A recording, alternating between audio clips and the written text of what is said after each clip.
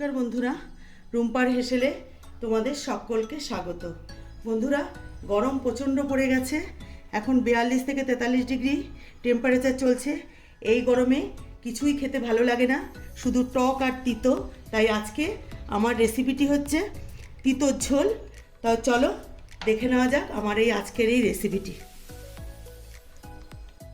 দেখো বন্ধুরা, গ্যাস ধরিয়ে কড়াই বসিয়ে দিয়েছি, তেল গরম হয়ে গেছে। প্রথমে আমি বড়িটা ভেজে তুলে নেব।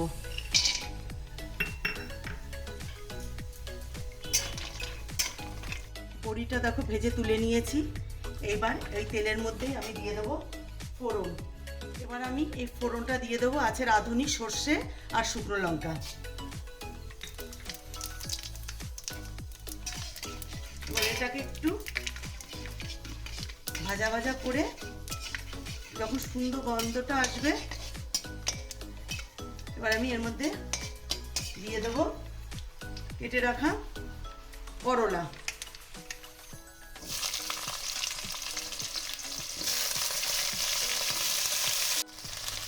এবার দেবো একটু হলুদ গুঁড়ো আর দেবো লবণ, স্বাদ মতো লবণ দিয়ে দিলাম। এবার এই করলাটাকে কিছুক্ষণ একটু আমি ভেজে নেব। বন্ধুরা, করলা আমার ভাজা হয়ে গেছে, আমি তুলে নেব না।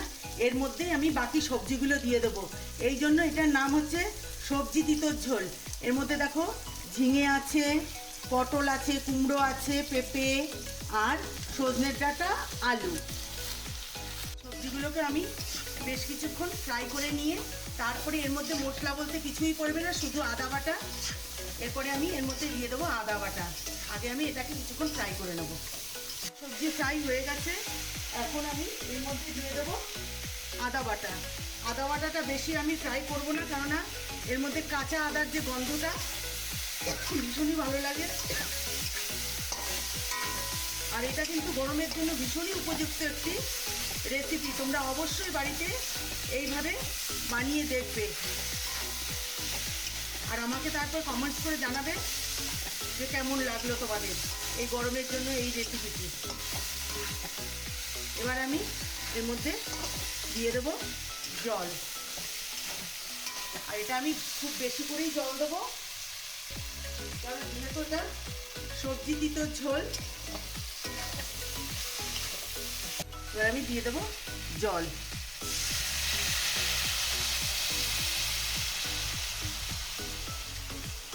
নিজেকে এবং পরিবারের সবাইকে সুস্থ রাখতে এমন রেসিপি এই গরমের দিনে একদম উপযুক্ত।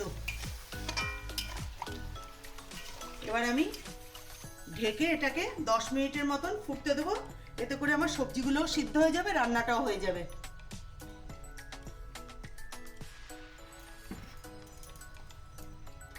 ঢাকনা দিয়ে ঢেকে দিলাম। ঢাকনিটা তুলে নেব। দেখো আমি যতটা জল দিয়েছিলাম তার অর্ধেকটা হয়ে গেছে, সবজিও আমার সমস্ত সিদ্ধ হয়ে গেছে। এবার আমি এর মধ্যে দিয়ে দেব ভেজে রাখা বড়ি। আর আমি এতটুকু ঝোলই থাকবে, আমি এটাই নামাবো। আর আমি এর মধ্যে দিয়ে দেবো এবার একটু মিষ্টি, চিনি। এবার এটাকে নাড়াচাড়া করে আমি নামিয়ে নিয়ে তোমাদেরকে দেখাচ্ছি। বন্ধুরা, আমার রান্নাটা হয়ে গেছে, আমি নামিয়ে নিয়েছি। এবার আমি একটা পাত্রে তুলে নিচ্ছি। তাহলে বন্ধুরা, আমার এই রেসিপিটি তোমাদের কেমন লাগলো আমাকে অবশ্যই জানাবে। আর বন্ধুরা, তোমরা অনেকেই আমার ভিডিও দেখছো, লাইক আর কমেন্টস করে ছেড়ে দিচ্ছ, কিন্তু সাবস্ক্রাইব করছো না। তারা কিন্তু অবশ্যই সাবস্ক্রাইব করে নিও। আর আমার চ্যানেলটিকে যারা সাবস্ক্রাইব করেছো তাদেরকে অসংখ্য ধন্যবাদ। আর যারা করনি তারা অবশ্যই করে নিও। আর ভালো থেকো, সুস্থ থেকো। নমস্কার।